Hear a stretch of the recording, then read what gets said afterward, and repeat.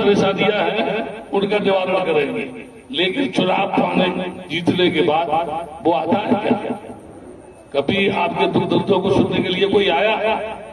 क्यों? वो देखो बात कर रहे हो, अभी तो मैंने कुछ भी नहीं बोला, आप बात कर रहे, मैं तो केवल चर्चा सुना रहा हूं।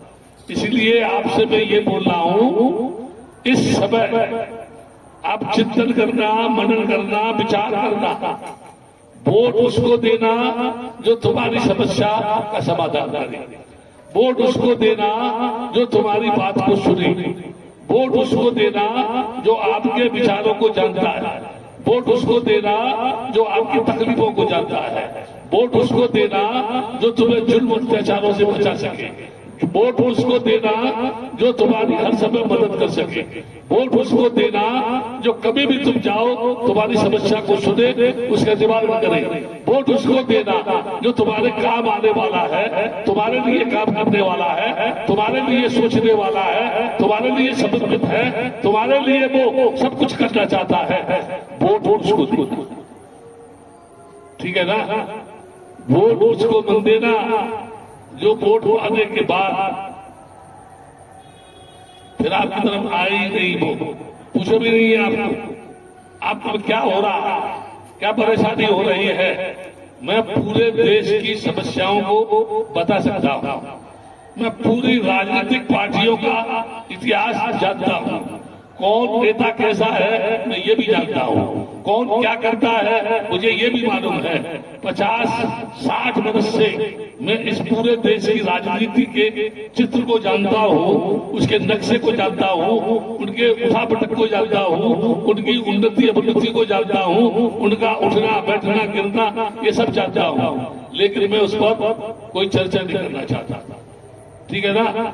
बस मैंने ये कहा है, इस अवसर पर मैं आया, यहाँ तीर्थविषी कार्यक्रम था जिसमें पूरे राष्ट्र के भिक्षु आने थे, लेकिन जैसे ही चुनाव डिक्लेयर हुए, राजस्थान में हो रहे हैं, मध्य प्रदेश में हो रहे हैं, छत्तीसगढ़ में हो रहे हैं, किसी और प्रांत में हो रहे होंगे, इसीलिए भिक्षुओं ने सोचा अब इलेक्शन घोषित हो गए हैं, पता नहीं कार्यक्रम होगा कि नहीं होगा, लेकिन फिर भी इतनी संख्या में ये बच्चे जो यहाँ आए तो इसका मतलब है बुद्धघोष पोथी की इतने भिक्षुओं से जानकारी है। और मैं आपको एक बात बता दूं, अखिल भारतीय भिक्षु महासंघ का ये बुद्धघोष पोथी जो है कोषाध्यक्ष है। क्या है? कोषाध्यक्ष है। मैं उसका राष्ट्रीय अध्यक्ष हूँ, एक बच्चे उसका महासचिव है और उसकी कार्यकारिणी है। अभी फिलहाल में बहुत जल्द ही बुद्ध के आगे आंदोलन को मैं शुरू करने वाला हूँ। क्यों? हमारे देश में कुछ लोग अपने अपने धार्मिक स्थलों को छोड़ने को तैयार नहीं है। वो कहते हैं, किसी ने बौद्धों की नगरी थी साके, वहां मंदिर बना दिया, कह दिया ये हमारा है। उसके बाद कहा बनारस, ये जो है ये भी हमारा है मंदिर पूजा स्थल। उसके बाद उन्होंने कहा आगरा की मस्जिद के नीचे सीढ़ियों पर हमारे प्रभु की कृष्ण कन्हैया की आकृति दबी हुई है, उसे निकालो। किसी ने कहा मथुरा वृंदावन काशी भी हमारा है। लेकिन मैं क्या कह रहा हूं, मैं एक बात ये कह रहा हूं कि जो लोग, आप विचार करना उस पर, जो लोग अपने अपने स्थानों की मांग कर रहे हैं, आपको एक बात बताता हूं, आपने गुजरात का नाम सुना है? नाम सुना गुजरात का? गुजरात में सोमनाथ मंदिर का नाम सुना है? सोमनाथ के मंदिर को मोहम्मद गोरी लूट के ले गया।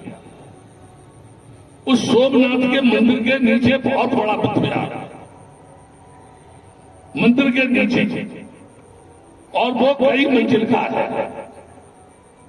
अगर मैं ये मांग कर दूं इस देश में कि सोमनाथ के मंदिर के नीचे बहुत बड़ा बुद्ध विहार है, ये भारत के देश उस बुद्ध विहार को बौद्धों को सौंपे, ये सरकार वो बौद्धों को सौंपे, ये देश के राजनीतिक लोग उस बुद्ध गया, उस जो है बुद्ध विहार को जो सोमनाथ के मंदिर के नीचे है हमको सौंपे। तो बोलो पूरी दुनिया में खलबली बच जाएगी नहीं बच जाएगी? बचेगी नहीं बचेगी? ये भी पगला जाएंगे जो लोग जो कह रहे हैं ये हमारा ये हमारा ये हमारा। मैं उनसे कह रहा हूं बुद्ध गया का महाबोधि विहार जहां राजकुमार सिद्धार्थ को सद्बुद्धि प्राप्त हुई, जहां से दुनिया में उसने प्रज्ञा की ज्योति को प्रज्वलित किया, जहां से वो सारनाथ में गया, जहां धम्मचक्र प्रवर्तन सूत्र का उसने शुरुआत की, जो अभी इस बंदे ने धम्मचक्र सूत्र का जो पाठ किया, वहां उन्होंने बताया कि मैंने क्या जाना, तुमने क्या जाना, दुख क्या है, दुख का कारण क्या है, दुख का निवारण क्या है, दुख का निवारण का मार्ग क्या है। ठीक है ना? तो इस देश में एक इस तरह का विवाद शुरू हो गया है कि ये देश हमारा है, हमारा। कोई ब्राह्मण लोग बोलते हैं हम इस देश की संस्कृति सभ्यता है हमारा। क्षत्रिय लोग बोलते हैं नहीं हम इस देश के रक्षक हैं। लेकिन मैं क्या कह रहा हूं? मैं ये कह रहा हूं ये देश किसी एक जाति की बाप की संपत्ति नहीं है। यह देश बहुसंख्यक समाज की जातियों का एक समूह है। इस देश की आजादी की लड़ाई देश की विभिन्न जातियों के लोगों ने लड़ी, जिन्होंने अपनी जिंदगी कुर्बान की। हम नहीं कह सकते कि एक ने ऐसा किया।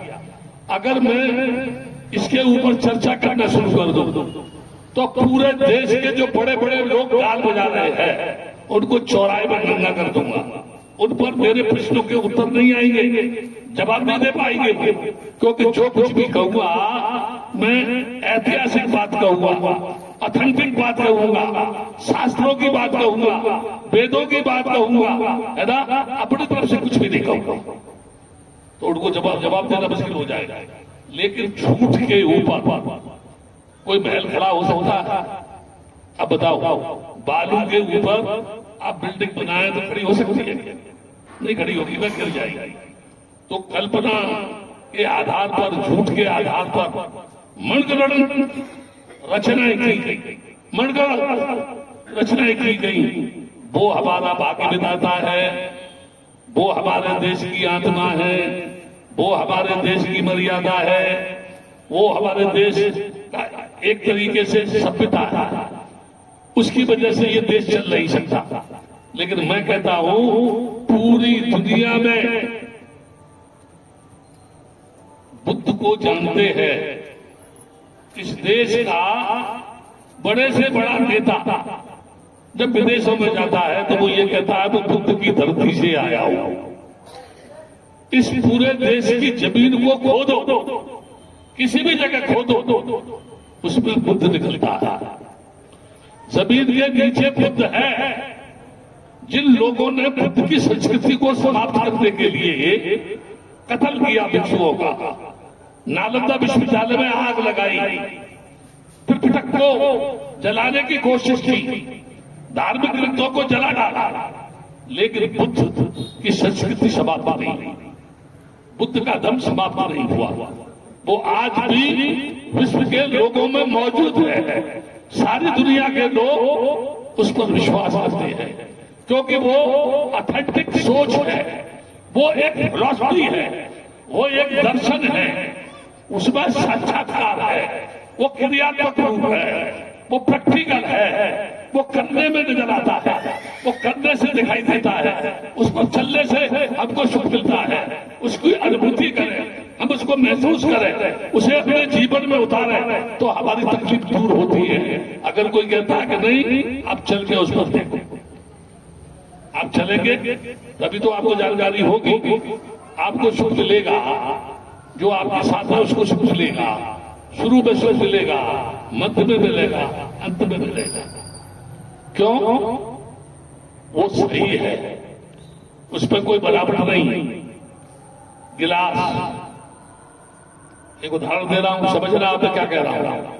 पानी को लोटे में डालो, पानी को गिलास में डालो, पानी को थाली में डालो, पानी को मटके में डालो, पानी को बाल्टी में डालो। फिर मैं पूछूं आपसे, इस गिलास में क्या है? पानी है। इस लोटे में क्या है? पानी है। इस बाल्टी में क्या है? पानी है। जब वो सब जगह पर है, पानी है, लेकिन रूप लोटे में है, गिलास में है, बाल्टी में है ना? एक उदाहरण देके अपनी बात खत्म करूंगा, ज्यादा नहीं कहना चाहता, मैंने पहले ही बता दिया है। आप एक बात सोचो, सब विचार करो, इस भू से कोई आदमी पैदा हो सकता है? बोलो, हो सकता है? या हाथों से हो सकता है, पैरों से हो सकता है? दुनिया के किसी भी देश में चले जाओ, देश की विभिन्न जातियों के बच्चे, छोटे छोटे बच्चे जो पैदा हुए हैं, एक एक हफ्ते के हैं, अगर 50 बच्चे एक कमरे में गद्दे पर लिटा दिए जाए, कोई भी देश का ब्राह्मण, कोई भी देश का छत्री, कोई भी देश का शंकराचार्य, कोई भी देश का मनीषी इतिहास का ये बता सकता है इनमें से कौन सा बच्चा किस जाति का है? बोलो बोलो बोलो, बता सकता है? जब जन्म लेता है तो नंगा आता कि नहीं आता? कपड़े पहन के आता? उस समय किसी की दाढ़ी होती है, किसी की चोटी होती है, किसी के जनेऊ होता है, कोई कपड़े पहन के आता है? नंगा आता। और जब मरता है, जब पैदा होता है तो तमाम कपड़े उसको मिलते हैं। समझ में आ रहा कि नहीं? बच्चे को समझ में आ रहा कि नहीं? पैदा जब होता है तो तमाम कपड़े उसको मिलते हैं, और जब मर जाता है तो सारे कपड़े उसके उतार लिए जाते हैं। कैसी दुनिया है? नंगा पैदा हुआ तो ठंड ढकने को कपड़े दे रहे थे उसको, नाना लाया, मामा लाया, चाचा लाया, बुआ लाई, भूपी लाई, चाची लाई, बच्चे के लिए, लड़कियां लड़के के लिए। और जब मर गया तो सारे कपड़े उतारो, ये चादर उतारो, ये कपड़ा उतारो, ये सफेद उतारो, ये गर्म उतारो, उतारते उतारते उतारते उतारते बिल्कुल नंगा हो गया। और नंगा ही उसको उठा करके चिता में रख के फूंक दिया, या जमीन में दफन कर दिया, या पानी में डाल दिया। तो ये कैसी दुनिया? पैदा होती है तो कपड़े देते हैं, मरती है तो उतार लेते हैं, है ना? मैं आपसे एक बात कह रहा हूं, आपने अगर वजन एकत्र कर लिया, वजन, और जिसको लेके तुम नहीं चल सकते हो तो उसे हल्का करोगे कि और भारी करोगे? बोलो बोलो, अरे भूसे बोलो जोर से। हल्का करेंगे। अगर वजन ज्यादा है तो हल्का करेंगे। तो जिन जिन के पास भारी है वो मुझको दे दो, दोगे? अब एक दीदी बोल रहा है कहां दे देंगे? अब मैं ये कह रहा हूं मेरे पास जो है तुम ले जाओ, मेरे पास जो है वो ले जाओ, अभी देने को तैयार हूं। जो भी चाहिए ले जाओ, घड़ी चाहिए ले जाओ, मोबाइल चाहिए ले जाओ, जीवन चाहिए ले जाओ, सब कुछ दे दूंगा। लेकिन मैंने तुमसे कहा कि जो वजन तुम्हारा ज्यादा है उसे मुझे दे दो, हल्का हो जा। तो किसी ने ये तो नहीं कहा था कि मैं देता, बोला कोई है? बस मैं अब सिर्फ ये कहना चाहता हूं, इस चुनावी दौर में वोट आप किसी को भी दें, सोच समझ के देना, जो आपका शुभचिंतक हो। इसी शब्द के साथ अपने प्रवचन को समाप्त करता हूं। आप सुखी रहे, मंगल हो, कंजूस हो जाए, किसी को ठेला नहीं दे, कोई दरवाजे पे आए रोटी भी मत देना, पानी भी मत पिलाना, मरो तो सब समेट के ले जाना है। इस आशीर्वाद के साथ मैं अपनी बात समाप्त करता हूं। आप